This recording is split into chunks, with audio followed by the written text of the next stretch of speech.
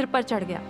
बच्चे भी स्कूल जा चुके हैं, लेकिन महाराज अब तक सो रहे हैं। उठो भी महाराज, कभी खेतों की तरफ भी चले जाया करो। अरे थोड़ी देर और सोने दो, खेतों में बीज तो डाल दिए थे, अब और क्या काम बचा है। तो फिर बच्चों को पैदा कर देते, उनकी पढ़ाई लिखाई और खाना पीना क्यों संभाल रहे हो?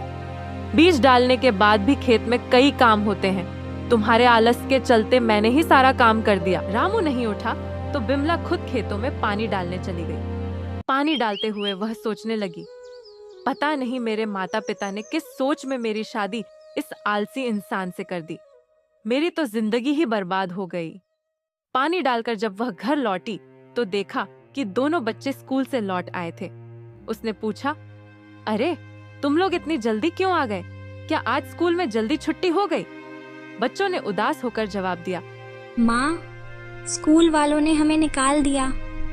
हमारी फीस जमा नहीं हुई थी, इसलिए बोला फीस जमा करने के बाद ही आना कि। ये बात तुमने अपने पापा को बताई थी? हाँ बताई, लेकिन उन्होंने कहा कि सो के उठने के बाद देखेंगे। अभी मुझे सोने दो। बिमला तिलमिलाई और रामू के पास जाकर बोली, बच्चों को स्कूल से निकाल दिया गया है और तुम्हें कोई फर्क ही नहीं पड़ता। बस दिन भर सोते रहना, इतना भी आलस मत बनो। रामू ने आराम से जवाब दिया, तो क्या हुआ, पढ़ाई लिखाई से होगा ही क्या? आजकल पढ़े लिखे भी बेरोजगार घूम रहे हैं, बाद में देख लेंगे।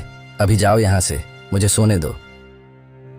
बिमला ने यह सुनकर कोई जवाब नहीं दिया।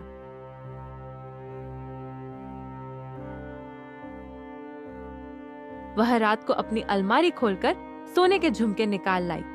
वह सोचने लगी, यही आखिरी उम्मीद है। इन्हें बेचकर कुछ दिन घर चलाऊंगी और बच्चों की फीस जमा कर दूंगी। इसके बाद तो पता नहीं क्या होगा। अगले दिन वह झुमके बेचकर बच्चों को स्कूल ले गई और उनकी फीस जमा कर दी। उधर रामू अपने बड़े भाई के पास गया। उसके भाई ने कहा, अरे रामू, तुम अपना खेत बेच दो। मेरे पास एक अच्छा क्लाइंट है, वह फैक्ट्री लगाना चाहता है। तुम्हें अच्छा पैसा मिल जाएगा और तुम्हें काम भी नहीं करना पड़ेगा। अच्छा मौका है, सोच लो। ठीक है बड़े भैया, आप तो सही कह रहे हो, लेकिन मैं अपनी पत्नी को पूछकर बताता हूँ। रामू को ये बात सही लगी। रात को रामू घर आकर उसने बिमला को ये बात बताया। मैं खेत बेचने वाला हूँ बिमला, भाई ने अच्छा क्लाइंट ढूंढा है। बच्चों की फीस भी जमा हो जाएगी और हमें पैसा भी मिल जाएगा और खेत में काम करना भी नहीं पड़ेगा। बिमला गुस्से में बोली, तुम्हारे भाई ने तुम्हें बेवकूफ बना रहे हैं। वह तुम्हारे खेत को सस्ते में खरीदकर खुद फायदा उठाएंगे और तुम यहाँ पछताते रह जाओगे। बड़ा आया फिश भरने, वो भी जमीन बेचकर। रामू ने बिमला की बात को नजरअंदाज कर दिया। अगर कल से तुम काम पर नहीं गए तो मैं कुएं में कूदकर अपनी जान दे दूंगी। हाँ, कैसी पागलों जैसी बात कर रही हो? एक काम के चक्कर में तुम अपनी जान क्यों दोगी? बस बहुत हो गया। अगर तुम कल सुबह काम पर नहीं गए तो मैं सच में अपनी जान दे दूंगी। अगली सुबह उठो जी उठो। तुम शायद रात की बात भूल गए हो, लेकिन मैं मजाक नहीं कर रही थी। उठो, अभी के अभी खेतों में जाओ और काम करो। मैं तेरी इस गीदड़ धमकियों से नहीं डरने वाला। तुझे जो करना है कर, पर मैं अपनी इतनी प्यारी नींद को छोड़कर खेतों में काम करने नहीं जाऊंगा। बिमला गुस्से में आंगन में बने हुए कुएं के पास जाकर खड़ी हो जाती है। तुम्हें मेरी बातें मजाक लग रही है ना? मैं सिर्फ 10 तक गिनती गिनूंगी। अगर तुमने बिस्तर नहीं छोड़ा तो मैं इस कुएं में कूद जाऊंगी। रामू देखता है कि सच में बिमला कुएं के ऊपर खड़ी हुई है। वो डर के मारे बिस्तर छोड़ देता है और फावड़ा लेकर खेत की तरफ चला जाता है। उसके जाने के बाद एक बुढ़िया बिमला के घर आती है। क्या हुआ बिटिया, तू इतनी उदास क्यों लग रही है? क्या तेरे घर में कोई परेशानी चल रही है? मत पूछो काकी, मेरी शादी कैसे निठले और आलसी इंसान के साथ करा दी गई है, जो पूरा दिन सोता ही रहता है और मैं बेचारी घर के साथ साथ खेतों को भी देखती हूँ। वो कोई काम नहीं करता, यहाँ तक कि उसे ये भी नहीं पता होता कि वो सो रहा है और कुत्ता उसका मुंह चाट कर चला गया। ऐसे इंसान के साथ मैं सारी जिंदगी कैसे रहूंगी? बस बिटिया, तू इतनी सी बात से परेशान हो गई। चल ठीक है, तूने मुझे भोजन कराया है तो मैं तुझे एक सलाह देती हूँ। फिर बुढ़िया काकी बिमला के कान में कुछ कहती है, जिसे सुनने के बाद बिमला बूढ़ी काकी से बोलती है, अगर ऐसा करने से क्या वो सुधर जाएंगे? हाँ बिटिया, तू देख लेना, वो जरूर सुधर जाएगा। इतना कहकर बुढ़िया काकी बोलकर चली जाती है और उधर खेत में रामू आराम से अपने गमछे को जमीन पर बिछा के सो जाता है।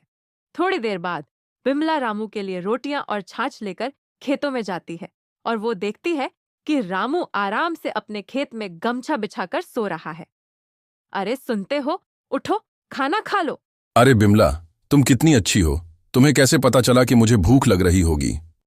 मुझे तो आपके बारे में सब पता चल जाता है कि कब आपको भूख लगी है, कब प्यास लग रही है। पर मुझे एक बात बताओ, 2 साल हमारी शादी को होने चला है। आपको पता है कि कब मुझे भूख लगती है और कब मुझे प्यास लगती है। अरे बिमला, नाराज क्यों होती हो? तुम तो जानती ही हो कि मुझे कितनी नींद आती है। तुम तो सब संभाल ही लेती हो। हाँ, शायद तुम्हें पता चल गया है कि मैं सब कुछ संभाल लेती हूँ। आखिर कब तक?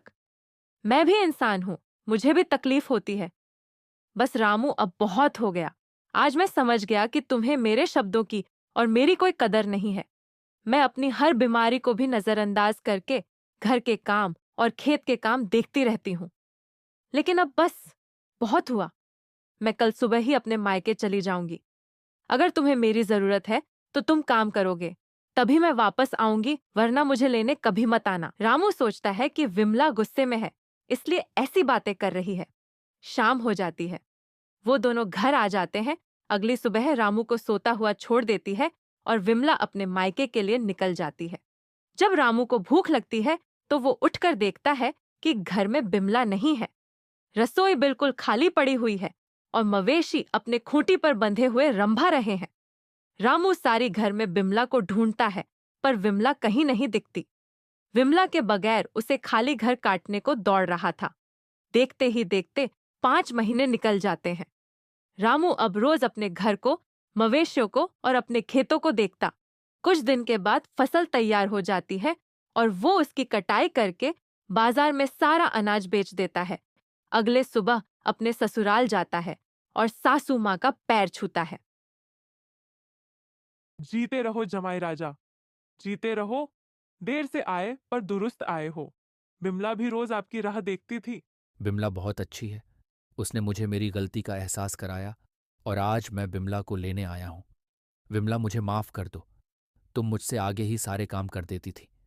मुझे लगने लगा कि तुम तो सब कुछ कर ही सकती हो, तो मुझे क्या करने की जरूरत है। लेकिन मैं गलत था। जब तुम मुझे छोड़कर चली आई तो मुझे बहुत दुख हुआ, पर मुझे अक्ल भी आ गई।